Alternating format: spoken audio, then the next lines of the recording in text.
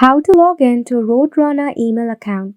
Welcome back to the channel, and let's jump right into this video. Open your preferred web browser and search for Roadrunner login and give it a search. So in here you will see the Spectrum webmail. You have to go ahead and select on Spectrum webmail. This is to log in into your Roadrunner email. Now you have to enter your email address. Make sure to enter the one that is linked to your Roadrunner. Select Remember Email Address. Then enter your email password. Select I'm not a robot for verification. Then tap on Sign In. If you have forgotten your email address, select Forgot Email Address.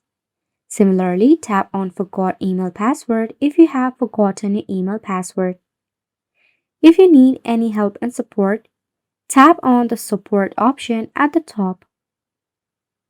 It will redirect you to the help and support section of Spectrum or Roadrunner. Search for articles that justify your query.